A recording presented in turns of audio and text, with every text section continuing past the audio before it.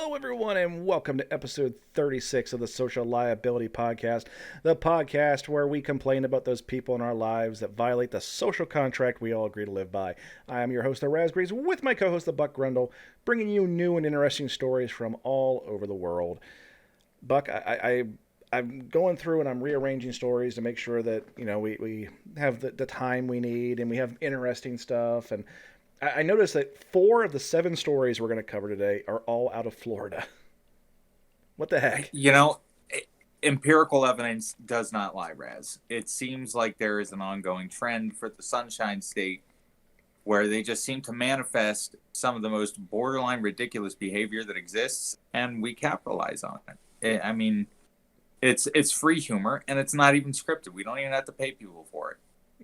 It's all right there. It's rather ridiculous. I mean, it's so much so that we have a theme song on my Stream Deck. I can just tap it for the Florida Man song. But so the first half of the episode today is all Florida Man, Florida Man, Florida Man. So I'm gonna go ahead and get the theme song out of the way, and we'll jump right into it. Florida Man, does whatever the fuck he can. Makes headlines every time. Florida's paradigm. Look out! Here comes Florida Man. And here comes Florida Man. This is being reported by ABC3 Where TV. Report: Crestview man found with heroin tells deputies it's chocolate laxative.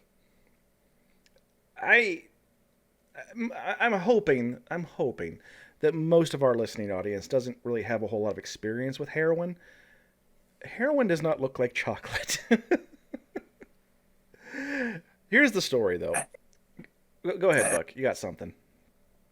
I was going to further, I would have personally used a different excuse. I don't know which one, but it would have been a little bit more elaborate than just chocolate laxative. But if that were the hill I were to die on, I would at least, once I saw a puzzled look upon an officer's face, I'd be like, Equate brand?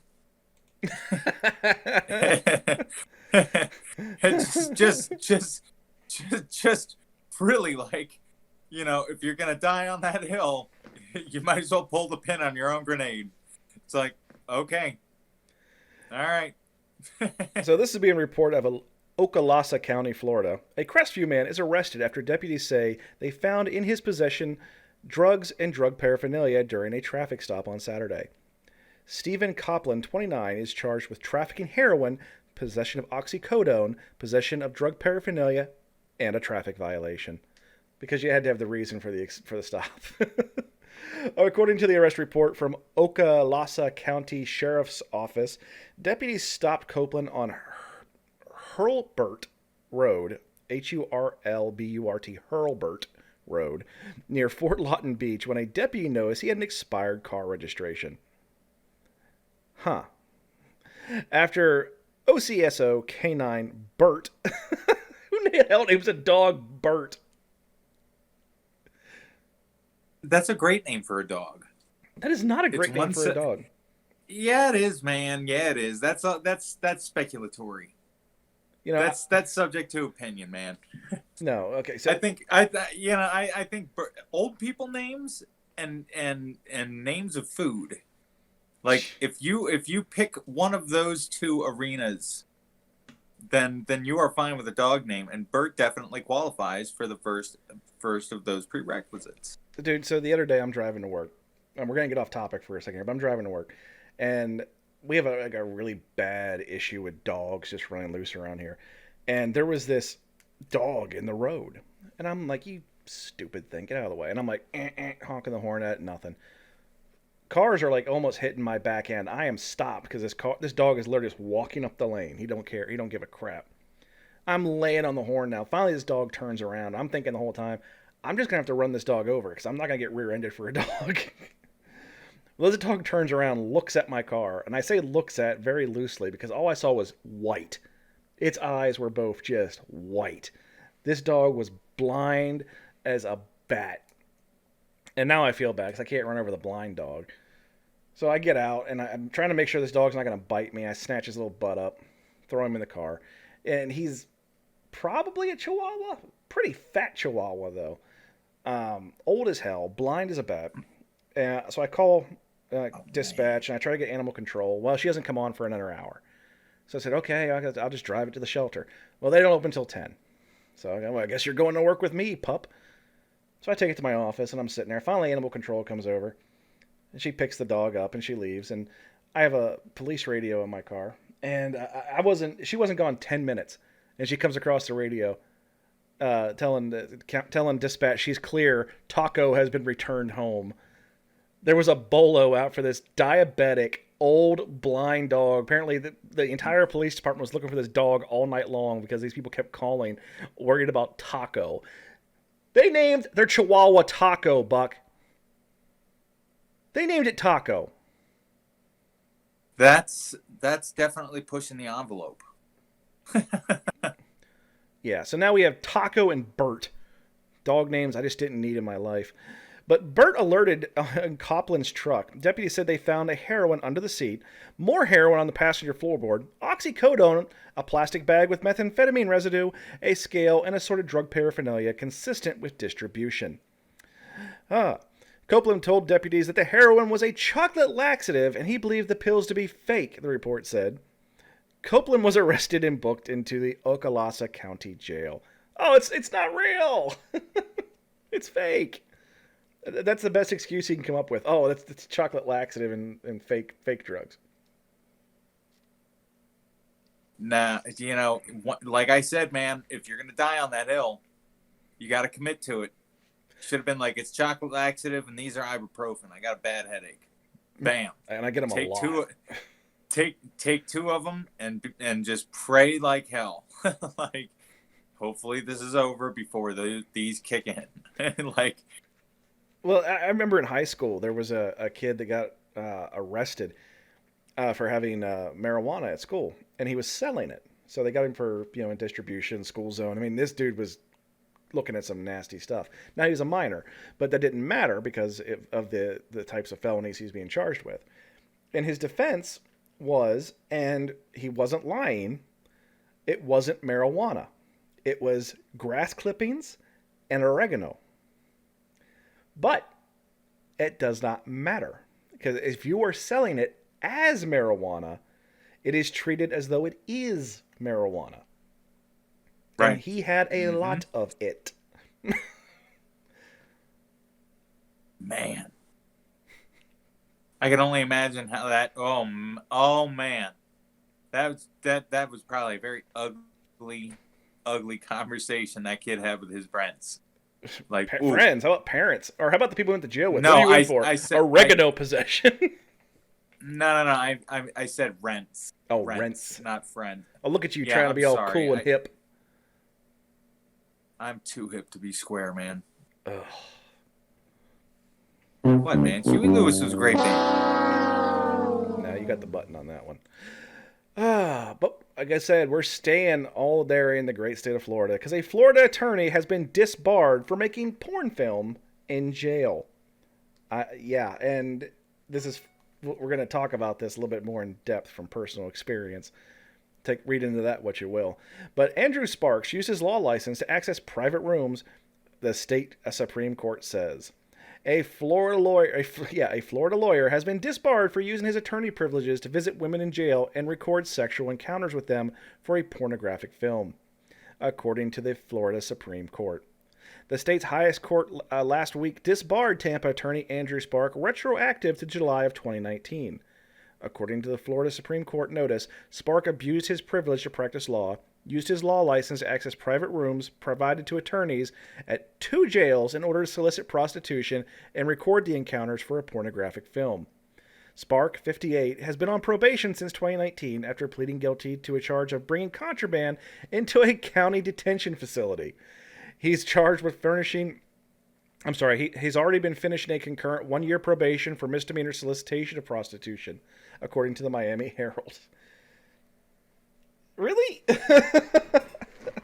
I mean, I know attorneys bring contraband in. We all know that. We've all experienced that. Even stuff that they believe to be innocuous, but we've had it come in. But Do you remember the time that someone smuggled a camera, which I believe was probably a cell phone, but they smuggled a camera into the female work release facility at our prison? I remember it very vaguely. I wasn't on top of the gossip, and when stuff like that happened, dude, the freaking state police came in and investigated that one. no, I know, and that's why I knew like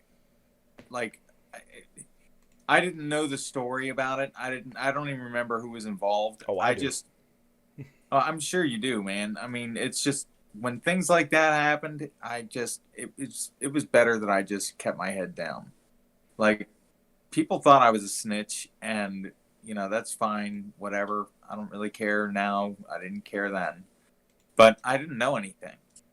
So, because I didn't pay attention, and this is a perfect example. But let's just talk about conditions inside prisons for the most part. They're not good. Hygiene's not great. No. The shower facilities are suspect at best. The Bob Barker soap does not go a long way. And yes, that is the brand, folks. Bob Barker soap. It doesn't go a long way. The deodorant's not really much of anything. I can't see anybody like looking at a female inmate and going, "Yeah, I got to get me some of that." It reminds me of what I used to say when you and I would walk into a female housing unit. I'd look over at you and I'd be like, "Smell that?" People would look at us like we had 10 heads. I'd be like, "Dude, that is either exquisite cheese or something really terrible." Like, I'm telling you, the conditions, and say what you want about hygiene. Say, it's not that great, but even if you were a clean freak, it is impossible to live a clean lifestyle in a prison. Now, if you're a clean freak, you're going to hang it up because there is no way you can be clean. Right. So, I'm only saying that because I don't want to make it seem like everybody in there was an outright pig. They weren't. But there were enough of them. There was definitely some Vikings walking around. Oh, man. Oh, man. Like, there were a couple of times I'd walk into those female housing units, and I'd swear that there was just a lodge full of Brunhildes, man, like all sorts of Viking women. Sorry about that. My work phone decided to ring. But, yeah, it was definitely some messed up things going on in there, and it's just something I don't really remember. But whenever you had anytime I walked on the block, the only thing you ever heard me say was at the top of my lungs, and I mean the absolute top of my lungs, "Mail on deck," because I did not want to be accused of anything. Nope. Always stay on camera. Absolutely. Never ever. Freaking-lutely. I knew exactly how far I could step and make sure I was on camera at all times. And I did not walk off of that camera ever. Not once. Okay, so we're still gonna stay in Florida, as I said before. Yeah, this one's I love this one. Orlando airport passenger busted trying to board plane with 22 pounds of meth, police say.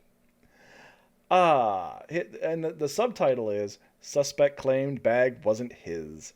So, again, I mentioned earlier that I hope our listening audience isn't that familiar with heroin. I equally hope that they're not that familiar with meth, but meth, for 22 pounds of it, that's a lot. Yeah. I would have to blame this on a gross misunderstanding of the metric system. Because and it makes sense too. Like, the guy's probably still a dipshit either way. But the guy was probably like told, "Yeah, we got 10 kilos." Yeah, which is, he's thinking the other way around. He's like, "Oh, that's only like 2 pounds." Yeah, no, dude. You're math. You need to learn how to math. Like, come on, dude. 22 pounds is about the size of a small backpack. I mean, let me put it to you that way. It's a lot of freaking meth. But, yeah. In Orlando, Florida, a passenger at Orlando International Airport who attempted to board a plane with 22 pounds of crystal meth and $900 in cash claimed the drugs weren't his. Really? Police say a Transportation Security Administration agent spotted Eli Brown at Gate 35 around 8 a.m. on January 22nd and stopped him for a random bag check before he could board his flight to Louisville, Kentucky. Inside the backpack, police said the agent found 22 vacuum-sealed bags wrapped in white clothing that each contained a pound of meth and $900 in cash.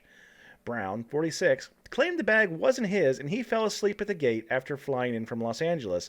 And when he woke up, the bag was next to him, and he assumed it was his since he arrived with an identical bag, according to the affidavit. He was arrested and charged with trafficking in methamphetamine over 200 grams. Just slightly over 200 grams, Buck. Just a scotch. Just a skosh. How many times have you... those aren't my pants. I gotta tell you what, man. Like, this dude thoroughly committed to that. He's like, and upon some pleasant random happenstance, I woke up and this bag was here. Like... No, yeah, the meth's not mine, but by sheer random happenstance, the $900 is.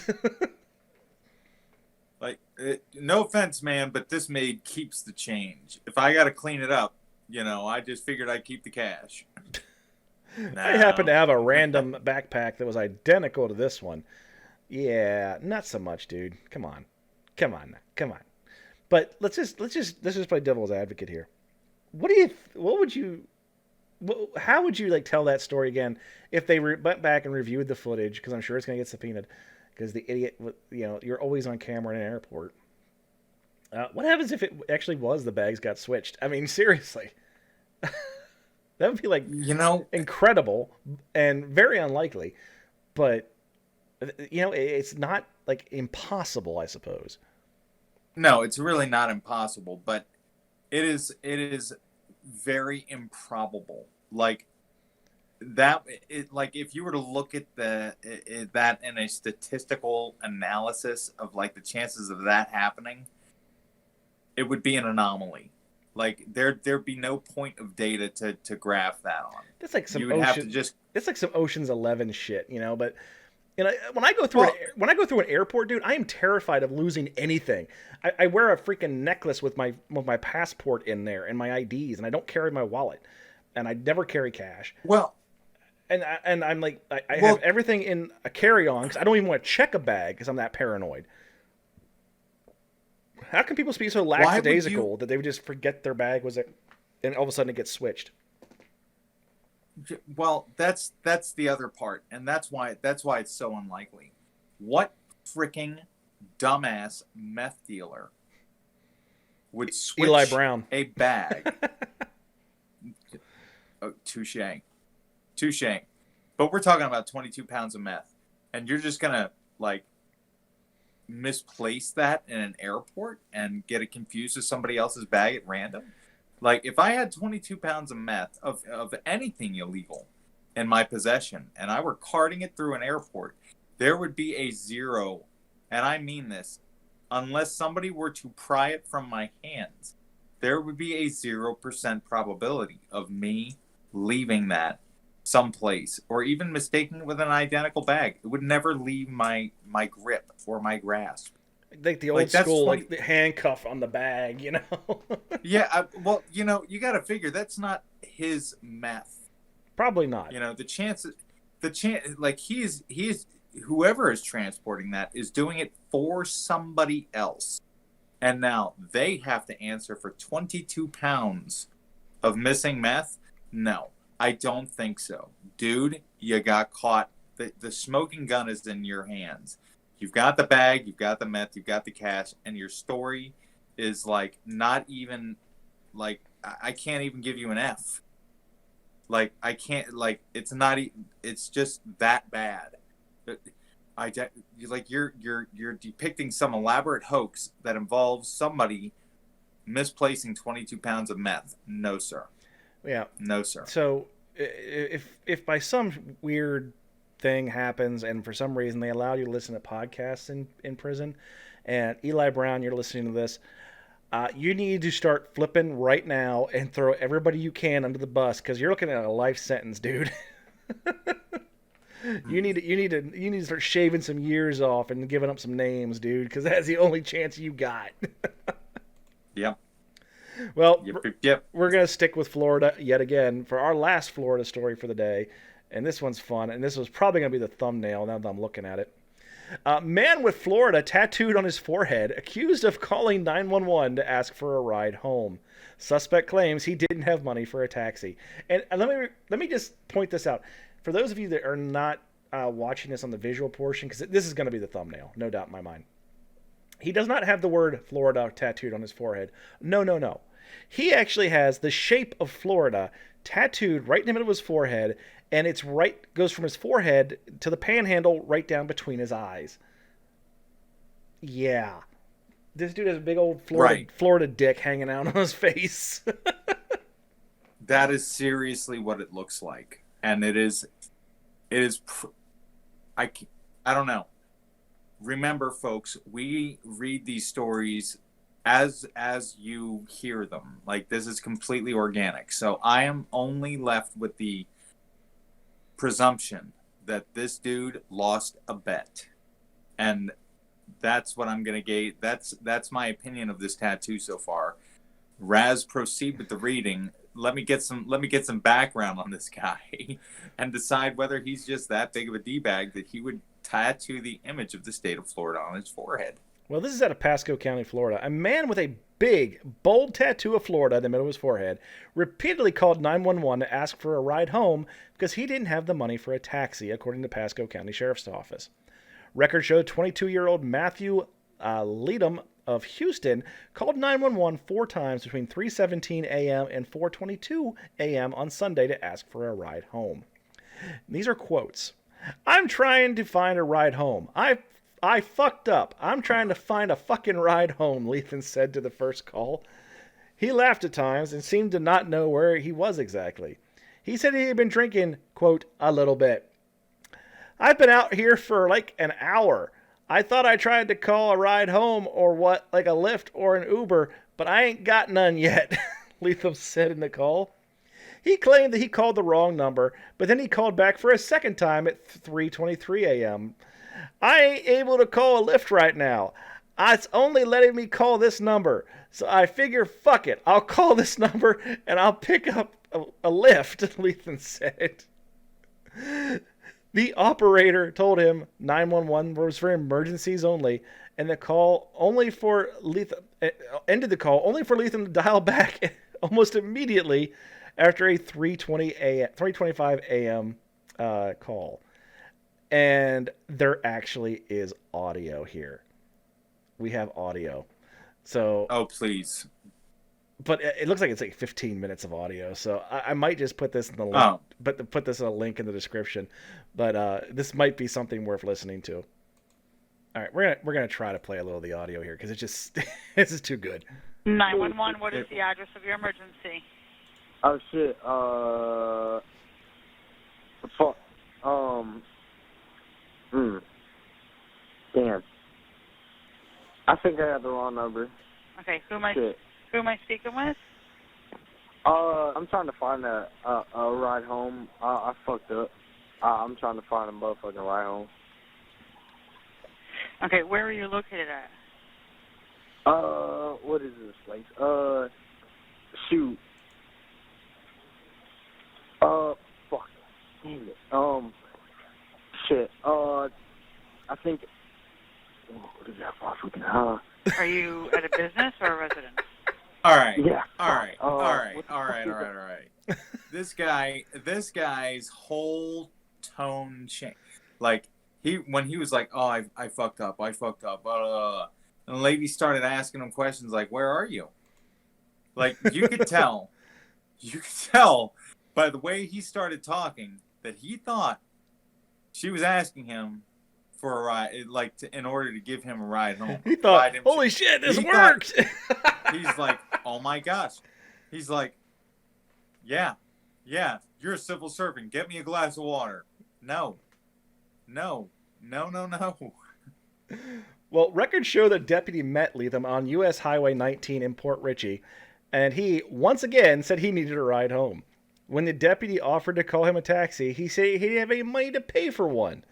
Leatham walked away towards his home and called 911 for a fourth time at 4:22 a.m., while the deputy was still nearby and once again asked for a ride home.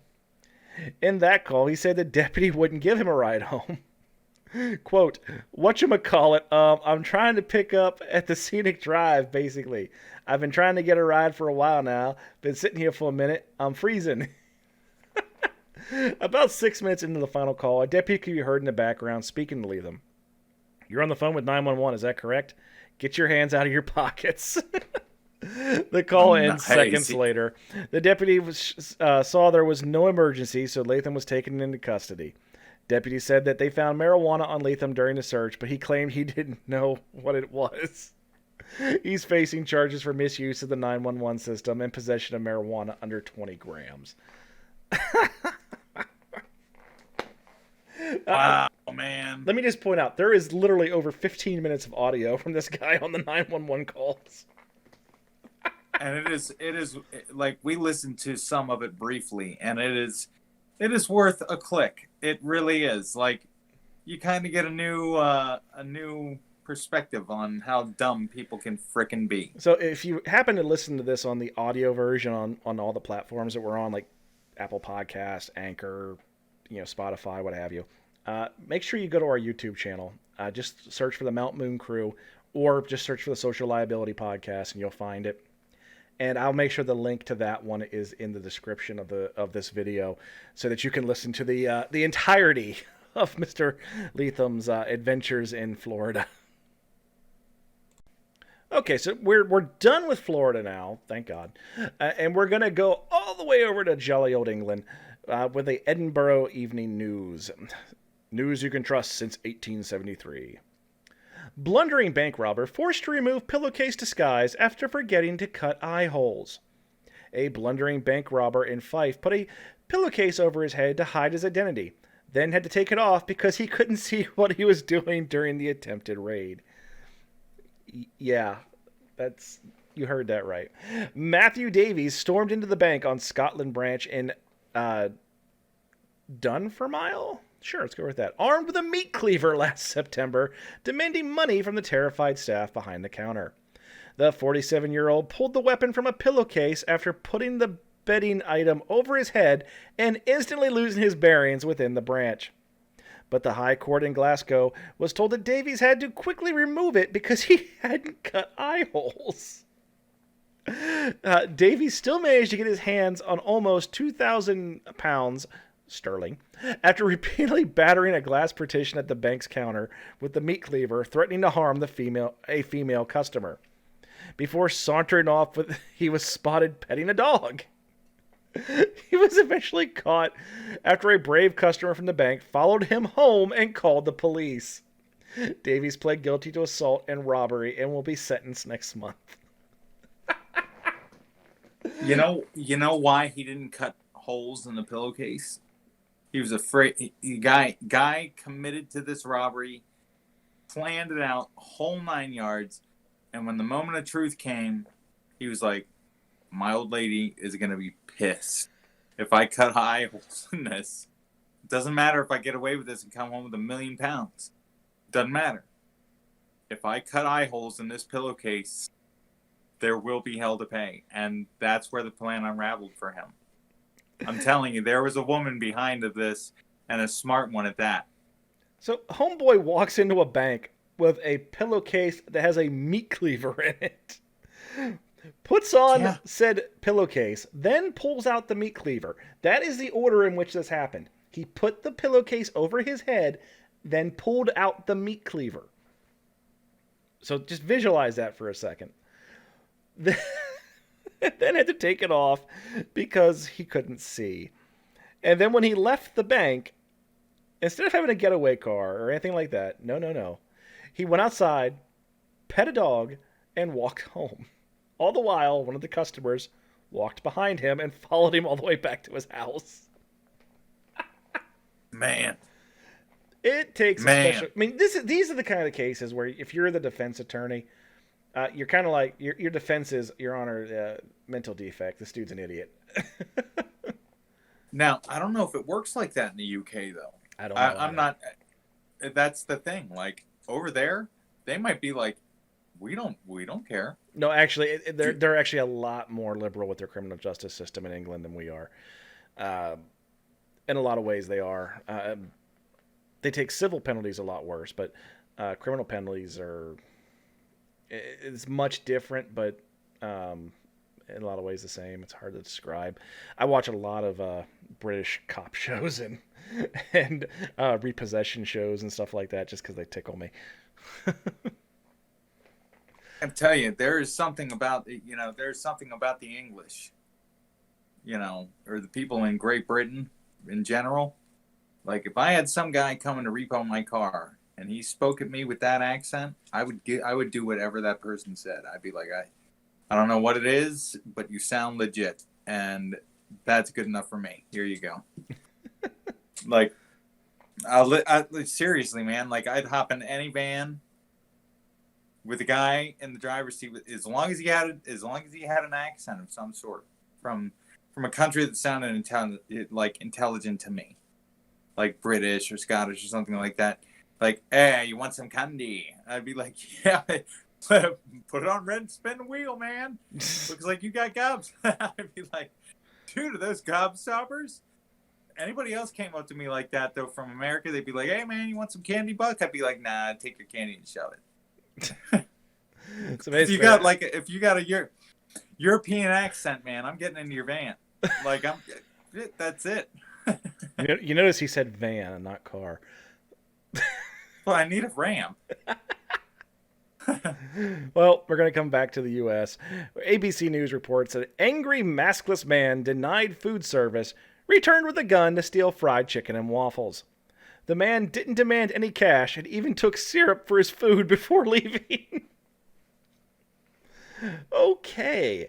A man who was denied service for not wearing a mask at a fried chicken restaurant allegedly returned with a gun and held up the kitchen before robbing them of fried chicken and waffles. The incident occurred at approximately 5:37 p.m. at Roscoe's House of Chicken and Waffles in Pasadena, California. KABC said that according to the police and restaurant officials, what the hell is a restaurant official? Whatever. I don't want that. I do not want to be on the news and like the little card that comes up at the bottom that says, Raz, restaurant official. Come on, man, make me a manager or something. Damn. Yeah. The suspect that's like being a referee at a kid's t-ball game. You're like, what? I've done that. Like, I'm not even... Well, no, you've been an umpire. Okay? I'm talking... It's like, yeah, I got my football bat here in the bag. Well, the suspect initially walked into Roscoe's, ordered food, but was denied service by the staff because he was not wearing a mask. Employees informed him that he could return to get his food once he was wearing one. The man then left the restaurant and did indeed return, but this time he had showed up at the back of the establishment with a gun. Where were the restaurant officials? Where's the officials at? I got my chicken. Where are the restaurant officials, man? Where are they? They should have been guarding the back door. He comes straight toward me with a gun, pointed at me, saying, "Put all the chicken in the bag." He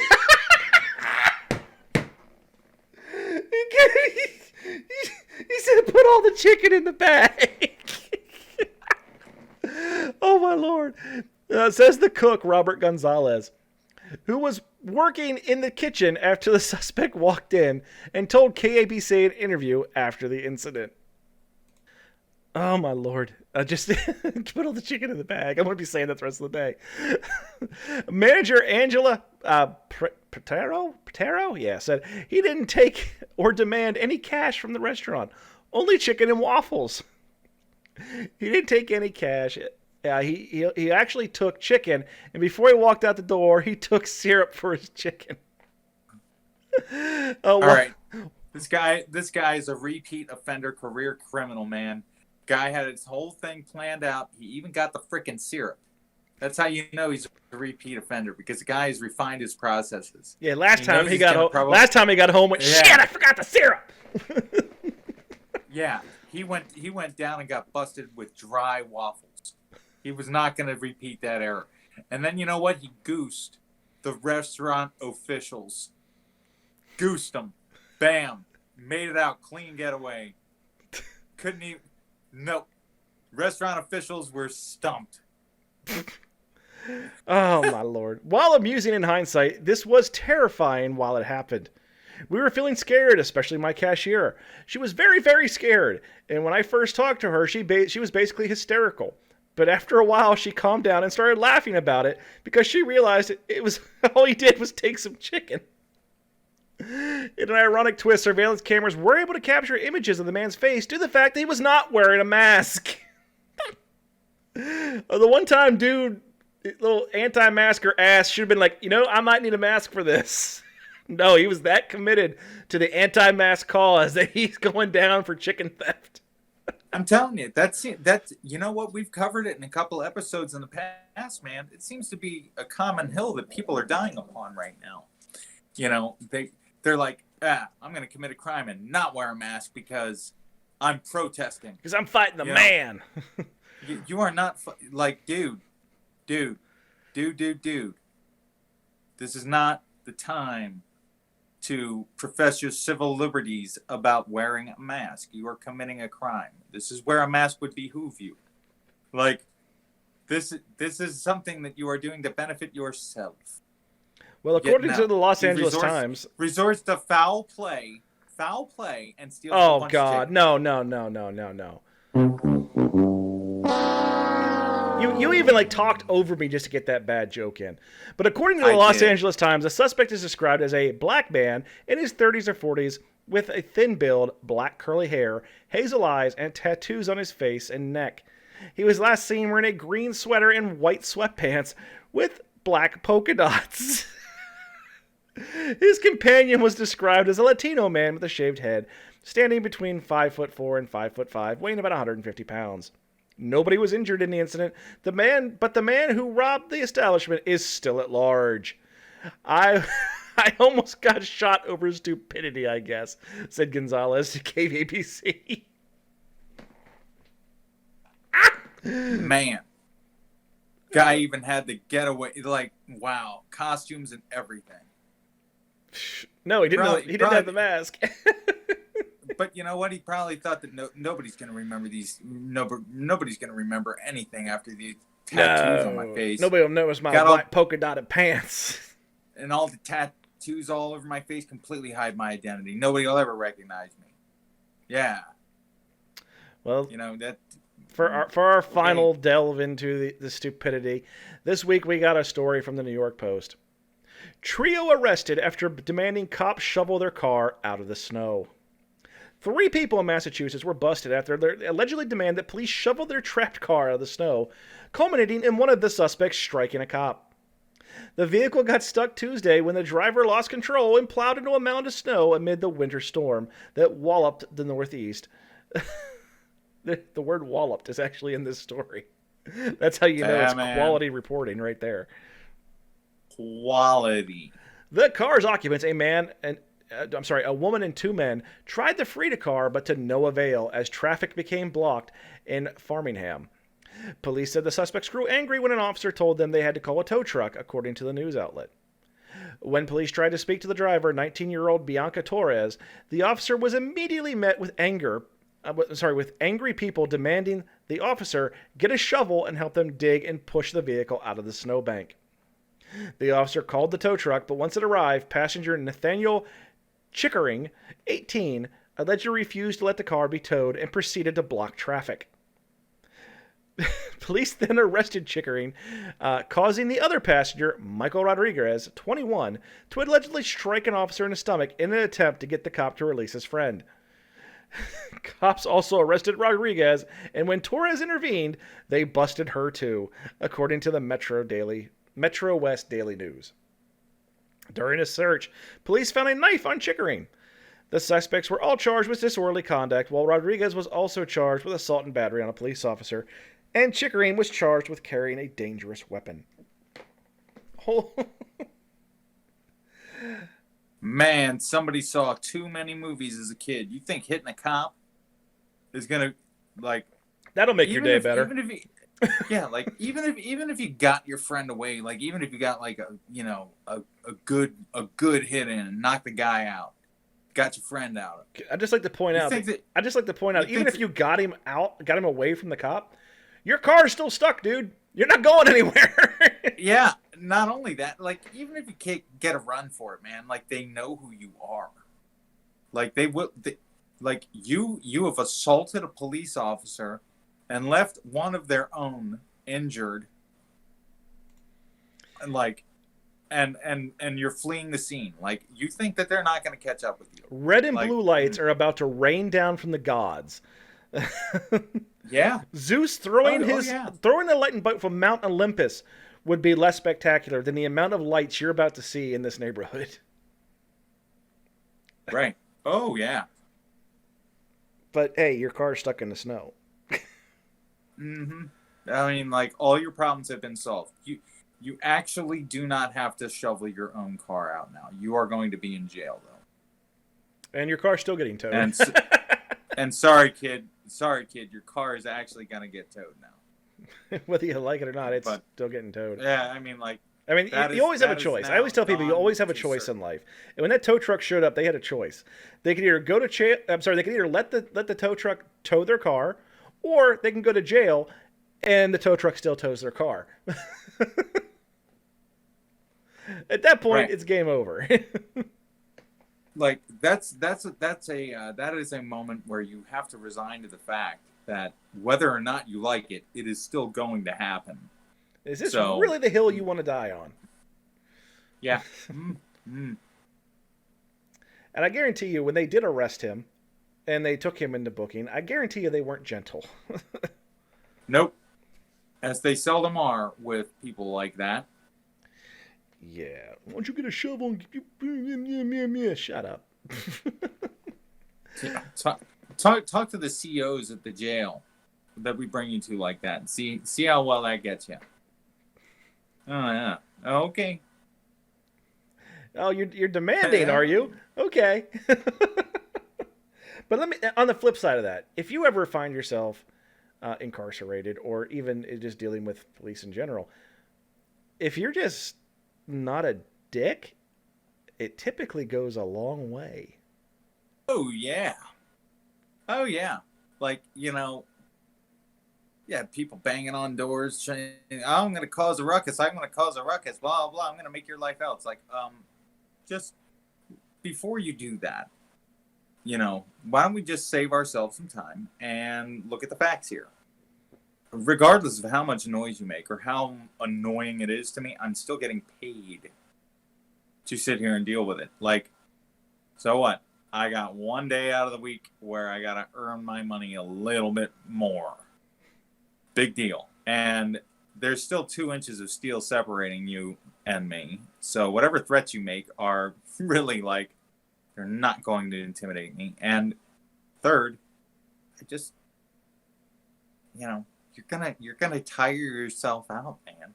Like, in a test of strength between you and a steel door, my money's gonna be on the steel door anytime. In a battle of wills between you and the steel door, again, I'm gonna go with the steel door. Right. Barring the one guy who could actually punch the window out of one of those cell doors, you still can't. Yeah. Yep. Robert Neal. But you know what? That was impressive as hell. Because even though he could punch it out, you still can't get through it. You're like, no, you get your hand out there going. That's about it. But it was still really impressive that he could actually wrap up his hands in a way to be able to just like bam, punch that door or punch the window right out of the door. Like those windows are legit, like in there. They're made to like have people go ape shit behind of them, and this guy just knocked it out. But either way. Well, that is all we have for this week's episode of the Social Liability Podcast. And I'd just like to thank everyone for listening if you've come this far. Please remember to subscribe, because that helps us out tremendously. And, you share it with a friend, tell them how much you like us, because we're lonely. Very. And you can also very, very lonely. You can also check out all of our other content. You can catch me on Twitch, twitch.tv/the_raspberry01. You can also check out Buck's web series on our YouTube channel, The Mount Moon Crew. And that series is called Better Than Bad with Buck. And yes, I am going to get a Kill Bill reference in there one of these days. I just haven't done it yet. But it's all right. You've got a couple episodes out. We're waiting for episode 3. Episode 3. Yeah, episode 3. Yeah, come on, get episode 3 going. Come on, do it. Yeah, I will. You can also check out our friend Sadar. Her web series, Just Pizza, is actually doing pretty well. We're up like five episodes of that, so she's pretty happy with that. And we're happy for her. We enjoy watching those. And I'm sure we got some other stuff going on, but I can't think of it right now. So thank you for listening. Hit the subscribe button, share it with a friend, and we will see you all, or rather you'll hear us on the next episode of the Social Liability Podcast.